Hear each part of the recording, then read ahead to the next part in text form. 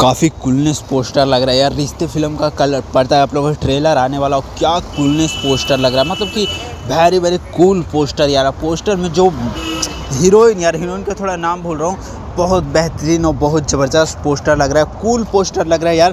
खेसारी लाल यादव के लुक देखिए और पीछे गुंडे खड़े हैं, मतलब कि बहुत ज़बरदस्त और बेहतरीन तरीके से ये पोस्टर निकल गया। 2-3 पोस्टर निकल गया, तीनों बवाल लेवल के पोस्टर और धमाकेदार लेवल के पोस्टर। और कल ट्रेलर आने वाला, मतलब कि यार गाने पे गाने। ट्रेलर कल आ रहा है SRK म्यूजिक पे, तो SRK म्यूजिक के इस लेवल का, इसमें गाने बहुत बेहतरीन गाने होने वाले, बहुत ज़बरदस्त गाने होने वाला है। कांछापुरी मैम भी एक गाने में नज़र आएंगे। बहुत बेहतरीन तरीके से गाने होने वाले हैं इस फिल्म के, और बहुत बेहतरीन फिल्म होने वाला है। देखते हैं किस लेवल के, क्योंकि इस फिल्म के बारे में हम लोग को अभी तक कुछ नहीं पता है, कुछ नहीं पता। एकदम से पोस्टर आया और बवाल लेवल के, तबाही लेवल के।